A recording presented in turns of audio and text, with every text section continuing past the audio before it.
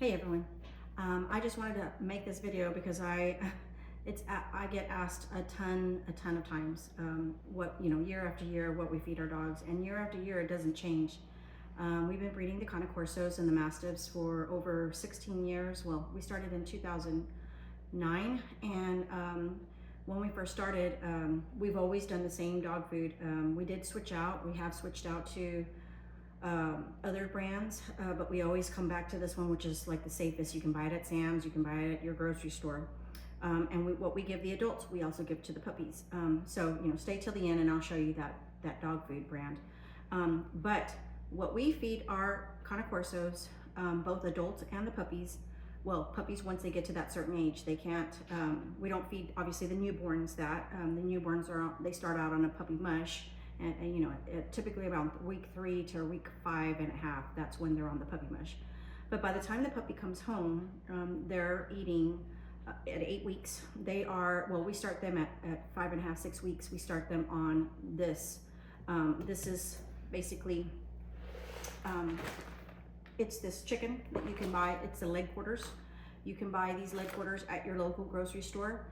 We recommend that you go to your grocery store and Walmart. They have these bags as well, the 10-pound bags, but we feel like the chicken at Walmart isn't as a good quality as your local grocer. So we give them, not the babies. The babies don't get this. They get this actually cooked. So we'll cook a whole 10-pound bag here. My husband will cook a whole 10-pound bag here, and so it's cooked chicken. And so what he does is he'll rinse the whole chicken, leave the bone in and skin, boil the chicken, and then I think it's about 10 pieces of leg quarters, leg and thigh. And once it's cooked, he leaves everything there, the fat and the skin and the meat, debones it. After it's deboned, then he'll add in a bag of pasta. He'll use elbows, macaroni, shells, just any kind of bag of pasta, throw that in, and then he'll throw in 2 cups of white rice. He'll make this chicken casserole. And so they will start getting this chicken casserole mixed in with their dog food, which is the kibble, the dog kibble, which is the one that I'm gonna show you here in a second. And so every day they will get this. And right now we have a 4-month-old puppy, Cane Corso. We kept her back for our program. And she is actually getting this with the dog kibble in the evenings. And every morning she gets this. And she gets it, it has to be thawed out, so we rinse it, and then we make sure it's thawed, and we give this to her whole. And if you're following us on Facebook, or you saw my short the other day, you'll see her, she's eating it, and just keep in mind the benefits of chicken, whole human grade chicken. Granted, you don't want to buy chicken in dog food, because dog food, that chicken is processed and it has lots of chemicals, and this is what's affecting dogs' coats. But if you come and meet our dogs, you'll see none of them have affected coats. They have beautiful coats. They all look muscular. They all look blowed out. None of them look skinny. None of them look like a sack of bones. So again, the benefits to getting whole raw chicken with a bone, they get that every morning. The puppies do. Our adult dogs, they get that in the evening. So on occasion, my husband will give them, if it's like cold, like in the winter, he'll give them one of these in the mornings. But he gives them 1 to 2 of these to our adults, depending on their size, with their dog kibble.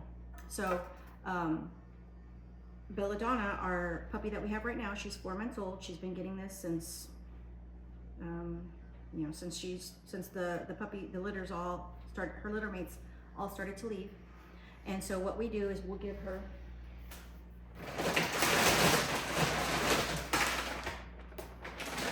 it's Purina 1 lamb and rice. Purina 1 lamb and rice adult.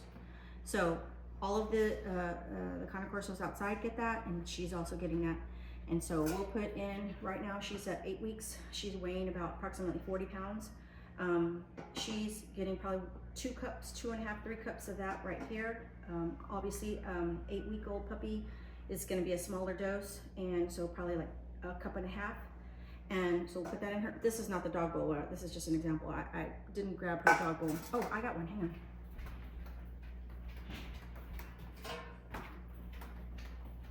I thought it was outside. This is the dog bowl. So she'll get 2.5 cups of dog kibble and probably about 2 spoons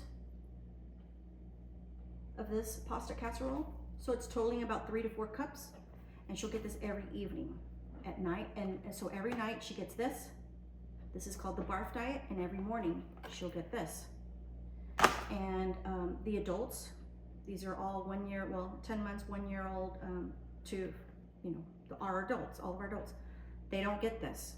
They get 1 or 2 of these and just dog kibble. And on occasion, my husband will give them raw chicken frames.